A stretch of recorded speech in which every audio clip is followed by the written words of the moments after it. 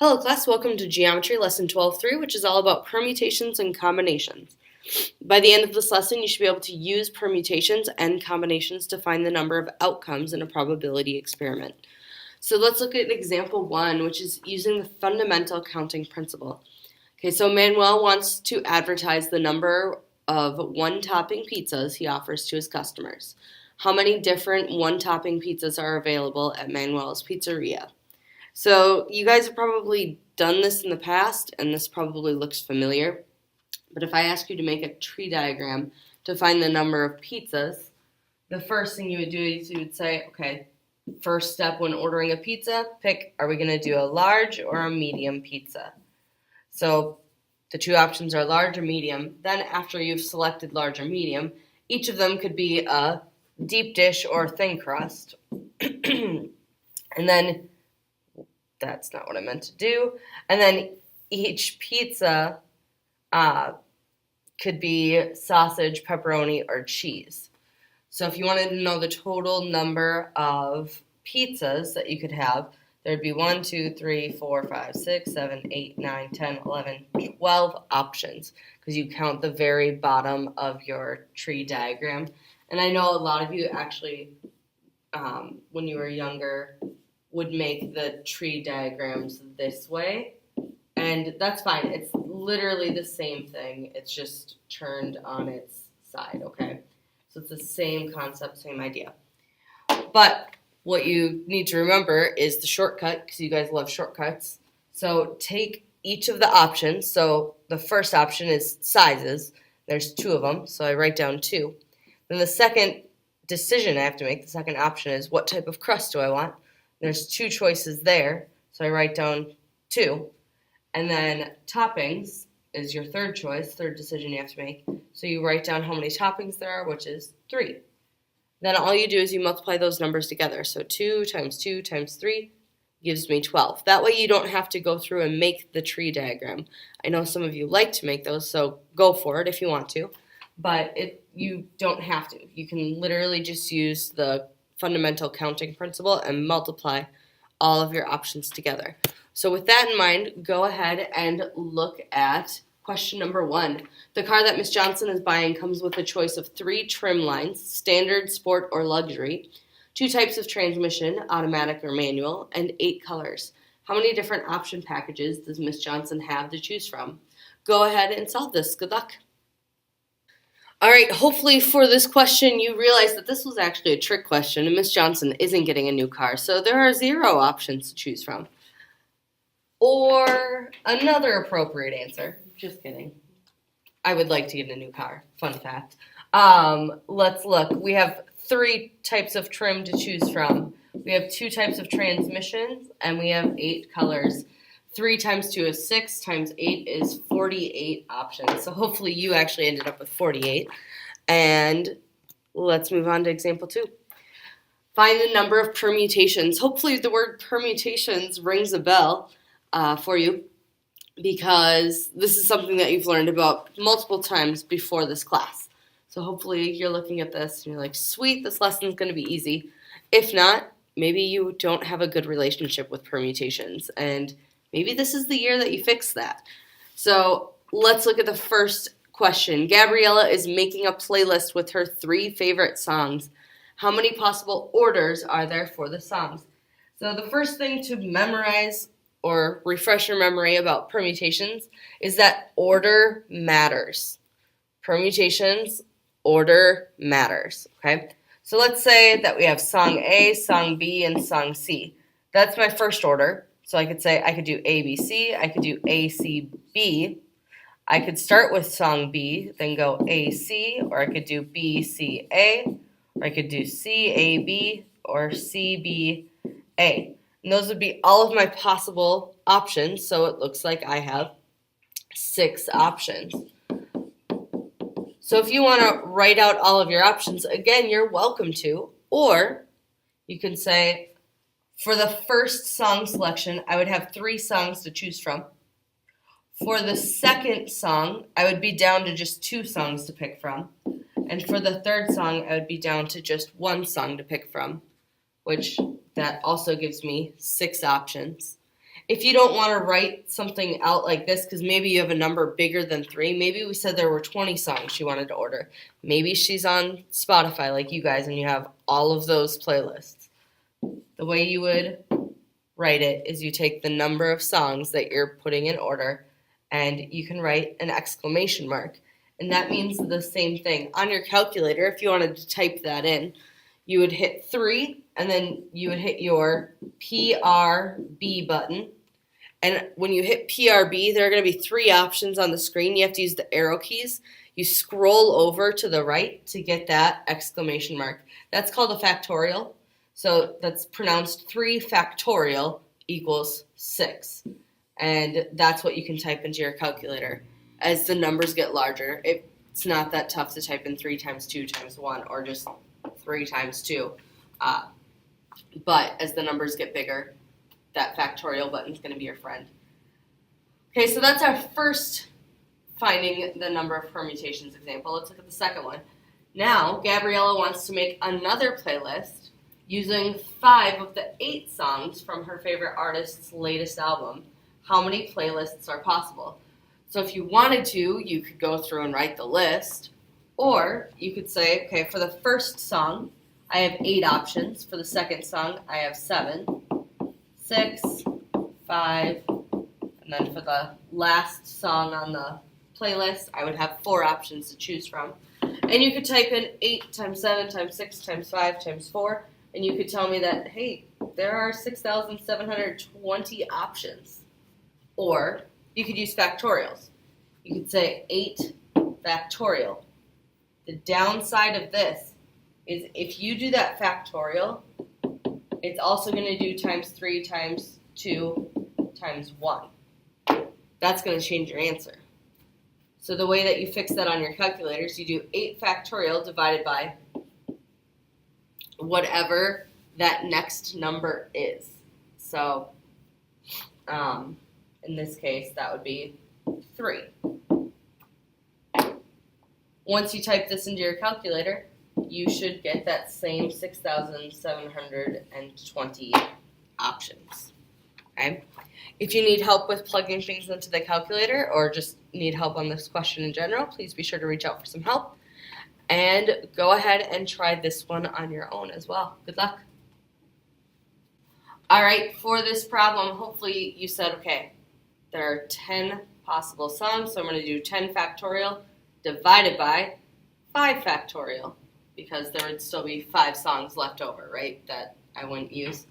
So you said 10 factorial over 5 factorial equals 30,240. Let me teach you another way to type this into your calculator. The number of options, I want you to type that in. Then I want you to hit the PRB button, and there's something on your calculator that's going to look like this. I want you to select that option. It's going to insert that into your calculator, and then I want you to type 5 because we're selecting 5. So number of options, and then over here, number selected.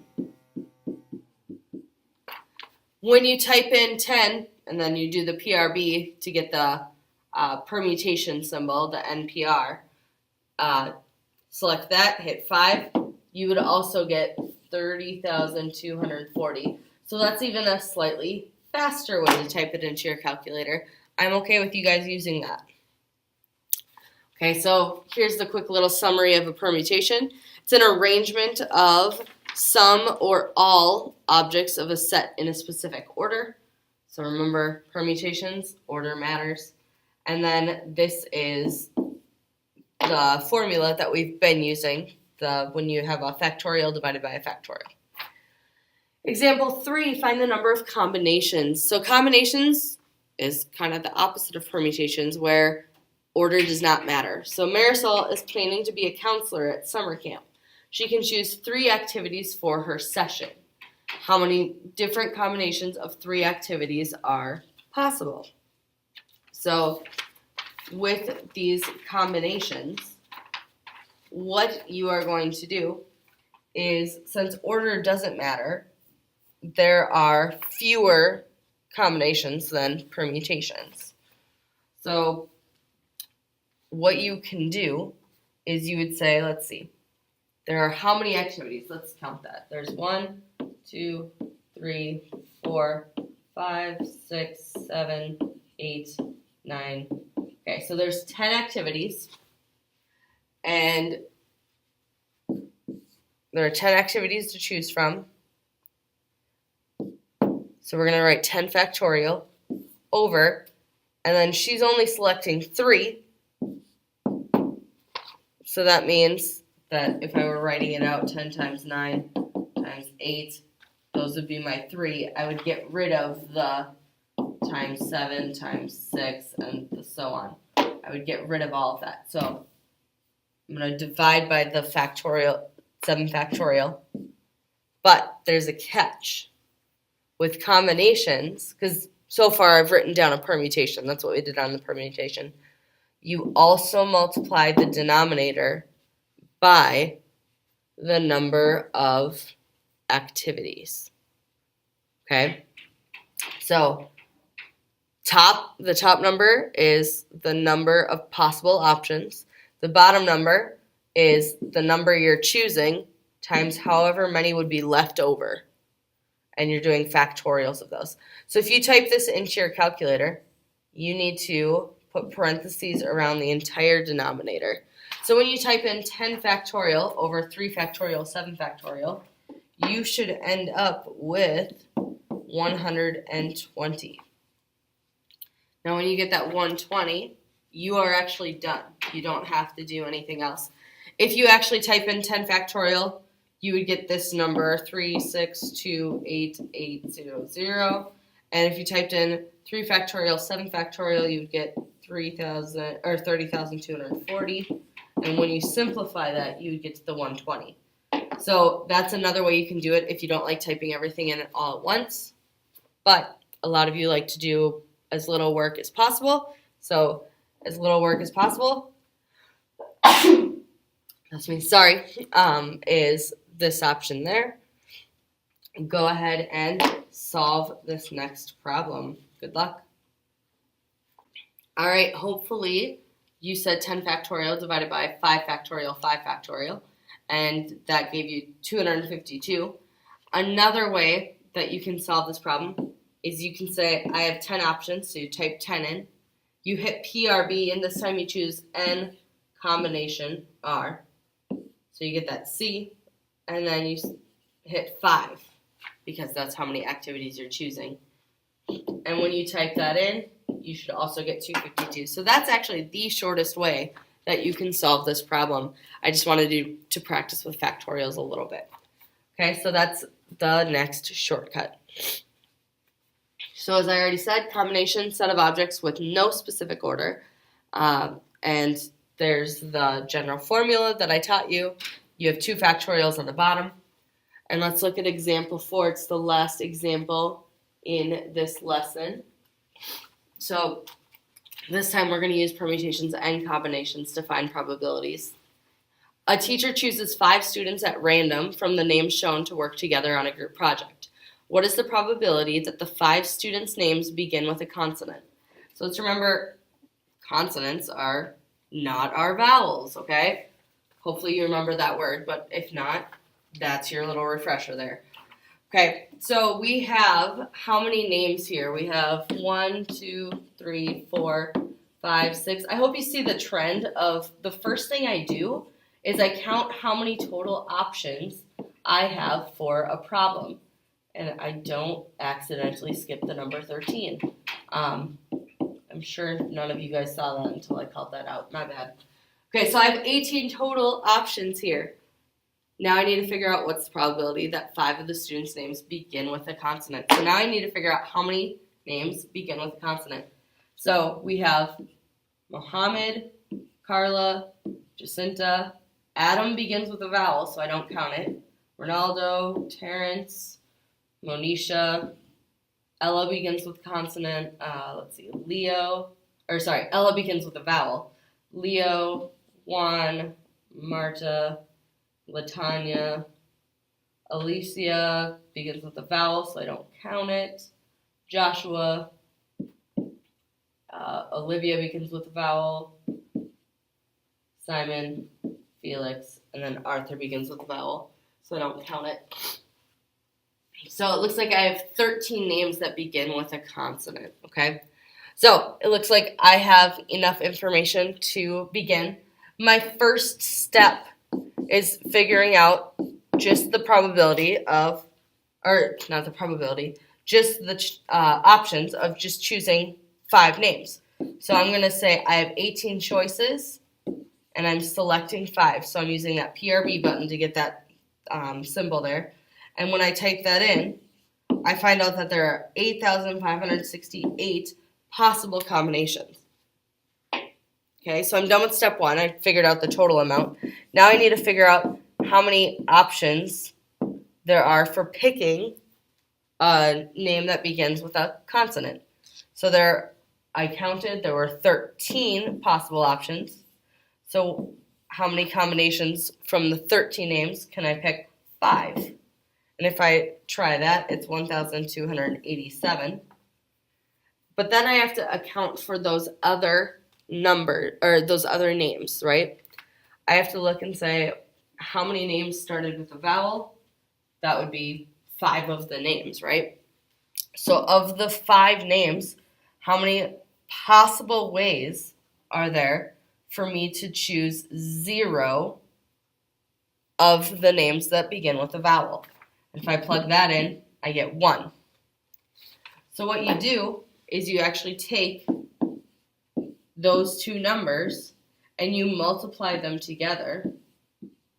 And when you multiply them together, you actually do end up still at 1,287. And the last step, because I don't just want to know how many combinations, I want to know the probability. So the probability is found by doing step 3, where you take the number of ways that you can select a name with a consonant, or 5 names with a consonant, so 1,287, and I divide it by the total possible combinations, which is 8,568. And when I do that, I get approximately 0.15, which is 15%. So there's a 15% chance that I will choose from that list 5 random names that begin with a consonant. Okay, so step 1, find the total possibility, the total number of combinations of picking 5 names from the entire list. Step 2, find the total possible of combinations from what you are hoping to pull, and the total possible combinations of pulling like none of what you don't want. So in that case, it was the vowel names. Then step 3, take the total possibility of what you want, or the total number of combinations of what you want, divided by the total number of combinations in general, and that gives you your percentage. Okay, question 4. What is the probability that the 5 students' names end with a vowel? So go ahead and solve this one. Good luck. All right, hopefully your work looks similar to what I just wrote down. If not, please be sure to reach out for some help. You should have ended up at about 9%. Okay, and if you said 9.2 or 9.24, that's also fine. Here's your concept summary that talks about the differences between permutations, combinations. It gives you the formulas and gives you an example. If you have any questions at all, please do not hesitate to ask. I'm more than happy to help you. Have a great day.